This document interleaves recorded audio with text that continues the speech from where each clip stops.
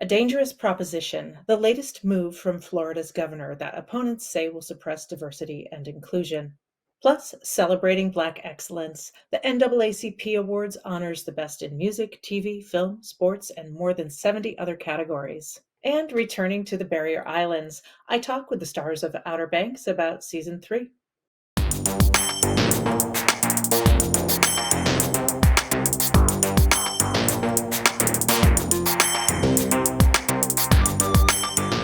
Welcome to Advocate Today. I'm Tracy E. Gilchrist. Florida Governor Ron Desantis is continuing his campaign against diversity in schools and universities. DeSantis has called diversity, equity, and inclusion, or DEI programs, discriminatory. Florida lawmakers will soon consider legislation that would shift power away from state colleges and universities into the hands of political appointees of the governor. All hiring decisions would be handled by a school's board of trustees, chosen by the governor and appointees. It would also ban gender studies and calls for general education courses to, quote, promote the values necessary to preserve the constitutional republic. The bill would ban those courses with a curriculum based on, quote, unproven, theoretical, or exploratory content. One organization in Florida is leading the fight against DeSantis' aggressions toward marginalized communities. The Stonewall National Museum Archives and Library is celebrating its 50th anniversary. Their History Equals Pride Gala brought together over 400 community leaders. The gala also recognized those who are speaking out for equality, including United Health Group Chief Medical Officer Dr. Margaret Mary G. Wilson and Xander Moritz. Xander is the Sarasota native and valedictorian who used his graduation speech to call out the Don't Say Gay law. Stonewall Museum chairwoman of the board, Karen Kelly, sent Advocate Channel this statement. It reads in part, it was a magical evening celebrating the History Equals Pride Gala at Stonewall's 50th anniversary celebration. We are overwhelmed with the continued support, and we look forward to fulfilling our mission for the next 50 years. The 54th annual NAACP Image Awards culminated in a week-long tribute to Black excellence in film, TV, music, and literature. Queen Latifah hosted the ceremony. Taye Diggs, Issa Rae, Janelle Monáe, Kerry Washington, and Sheryl Lee Ralph were some of the featured presenters. Tennis great Serena Williams received the Jackie Robinson Sports Award. Power couple Gabrielle Union Wade and Dwayne Wade were honored with the President's Award. And Brittany Griner and wife Sherelle Griner spoke out for U.S. citizens imprisoned abroad. Outer Banks is back. The hit series makes its return to Netflix for season 3 with much anticipation from TV fans. I caught up with stars Carlacia Grant, Madeline Klein, and Madison Bailey about gender equity within the series, class privilege, and more. First, congratulations on Outer Banks Season 3. And one thing I've noticed about the series is that there's a lot of gender equity in terms of the action and who gets to play what. Mm-hmm. And I think that's really incredible. And I wonder, I'm going to go to you, sure, Madison, and ask you to comment on that, please.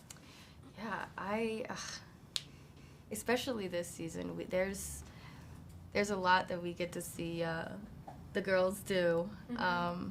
And for my characters specifically, sure, just from the first episode, I was challenged more physically this season and challenged in a lot of ways. And it's been awesome to see all of these characters like step up and in this crazy environment that is this island and Barbados. And yeah.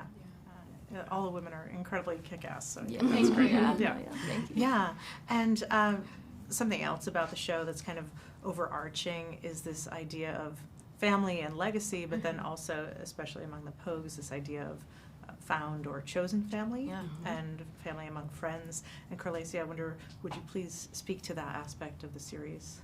Yeah, for sure. I feel like, especially with this season, we really get to see Cleo really indebted now in this chosen family, and she's no longer in her home, you know, where she knows everyone. Now she's like on an abandoned island and now back in the Outer Banks, yeah, with these new friends that she just met. So I think what she really brings also to the team is like why are we doing this? Like, we need to stay focused on like the heart of the situation. And I feel like Cleo brings like wisdom and like heart, mm-hmm, and like, you know, family and meaning. Yeah. And I feel like those are important things to have in any friendship or, yeah, chosen family. Absolutely. Yeah. Wonderful. Well, thank you. And then also, you know, since the beginning, it's it's practically baked into the show, this idea of class and privilege. And Sarah's somebody who I think recognizes her privilege and keeps it in check. And would you talk a bit about, especially now there's so many discussions about privilege and class and who gets to do what. And Right. Would you talk a little bit about that, Madeline? Sure. I mean, I think from the jump, Sarah was a character that kind of had her feet firmly in one world, and then she kind of had her feet in both worlds, and then I think she realized, like, through that bridge was that there was never a need for, like, labels. There was never a need for any sort of, I don't know, like the animosity that we see kind of at the beginning of the shows or the show. And I think it kind of just goes to show that, like, there's no need for it. Like, just bridging that gap, like, we're all one, we're all human, we're all connected, and there's no need for that hierarchy that we kind of see that kind of divides the poop or the pooks, the pokes and the kooks at the beginning. So that's I really do love that about Sarah's journey. Yeah, wonderful. Well, thank you. And then I know that there was a bit of a break or a little bit of time between last season and coming back for this season, and now it's the third season. And I wonder, Madison, would you talk a little bit about how perhaps the cast has coalesced and become more of a family on set? Yeah. I think us having, like, this is our lives, and how Outer Banks has become a huge part of that, and to share this experience with, like, such amazing people. We have that holding us together, this shared experience that nobody else understands but us, and no matter the time, I feel like it's crazy that you even say that. I was like, I guess I didn't even realize there was a good bit of time between 2 and 3, but it felt like, just back to it. I don't know, very familiar and comfortable with these people who are family now, and it's rewarding. We're to be on 3. Thank you so much to Carlacia, Madeline, and Madison. They are incredibly talented women, and they have a great dynamic in the series. Season 3 of Outer Banks is streaming now on Netflix, and we will have more from the cast coming up on Advocate Today. The first Black woman to hold the position of U.S. Deputy Secretary of Agriculture is set to leave the post. Jill Brana has served as the number 2 at the USDA for 2 years. She led the agency's efforts to diversify its workforce and help farmers of color who say they've been discriminated against for decades. Brana co-chaired an independent commission's work to look into USDA policies and programs that have played a role in historic discrimination. In previous interviews, she acknowledged the weight of her work and her responsibility to help those affected by inequity. During her tenure, a slight uptick has been seen in the number of employees of color working for the USDA. Data shows a little more than a quarter of the workforce is of color and 11% Black. Brana says she is resigning to spend more time with her family. Halle Bailey says backlash to her being cast as Ariel in the upcoming live-action version of The Little Mermaid wasn't really a shock. In a new interview with The Face, Bailey said, as a Black person, you just expect it. After the teaser first dropped and parents started sharing videos of their Black daughters marveling at Bailey as Ariel, she said she was in disbelief and believes representation is crucial. Bailey credits filmmakers for incorporating her authentic identity into the film. Bailey says a significant amount of prep time was devoted to analyzing how her locks moved in water.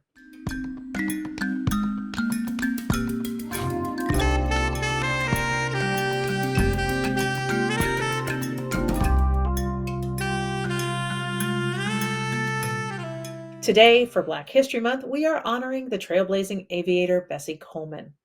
Coleman is the first Black woman and Native American woman to receive her pilot's license, but Coleman had to attend flight school in Paris since the U.S. schools would not admit her. She was known for performing flying tricks, which gave her the nickname Brave Bessie. Coleman strived to pave the way for other marginalized people to gain interest in the world of aviation. She died in a plane crash at the age of 34, but her legacy lives on. Thank you so much for joining me for this Advocate Today. We are advocating for all with our coverage and interviews. Visit advocatechannel.com for more headlines and the Advocate channel whenever you stream your content. I'm Tracy E. Gilchrist, and I'll see you next time.